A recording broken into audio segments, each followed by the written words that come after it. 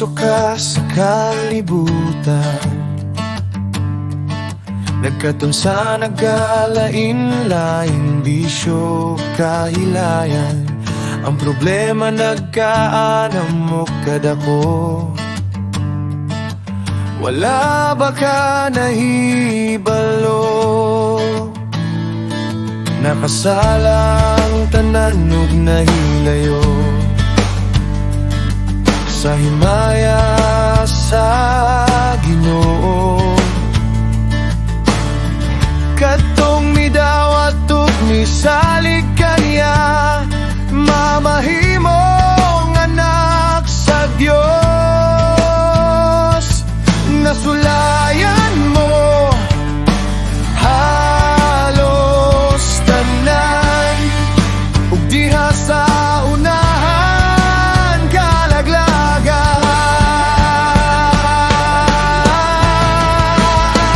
Ang bayad sa maho ang kamatayon, ang gasa sa Dios maho ang kinabuhing dayon, ug ang tanan nga magasampit sa Ginoo maluwas.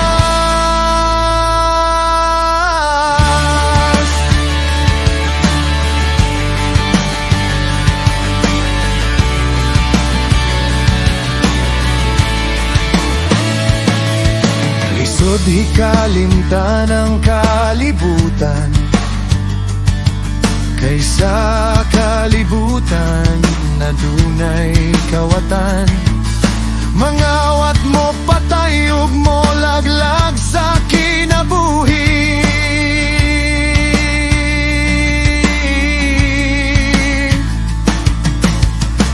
Walay kahadlok ug kabalaka, kayang saad mo Ginoo magauban ka. Karon ug sa walay katapusan, kasaligan ug dili ka mapukan. Kinsay mga pagsumbong sa iyang mga pinili, siya mismo nag-ila kanila nga wala sila isala. Ang bayad sa salama o ang kamatayon, ang gasa sa Dios mao ang kinabuhing dayon, ug ang tanan nga magasampit sa Ginoo maluwas.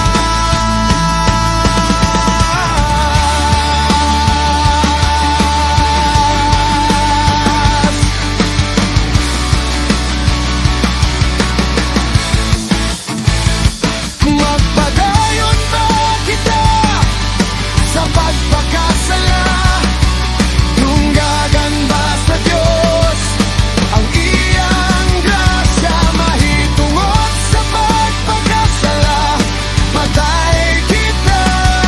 Magpadayon ba kita'y magkinabuhi sa sala?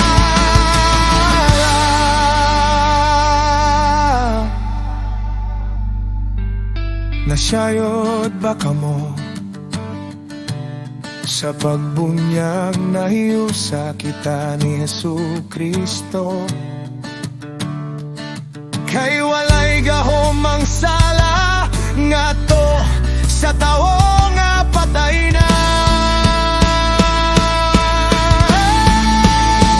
Ang bayad sa salama o ang kamatayon, ang gasa sa Dios mao ang kinabuhing dayon, ug ang tanan nga magasampit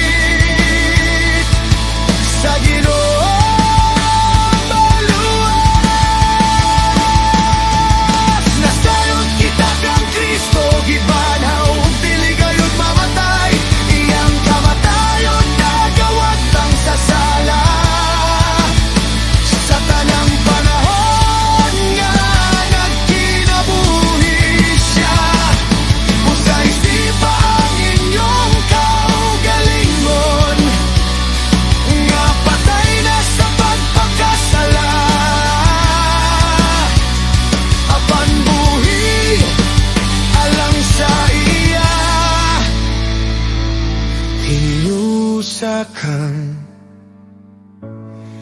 Jesucristo.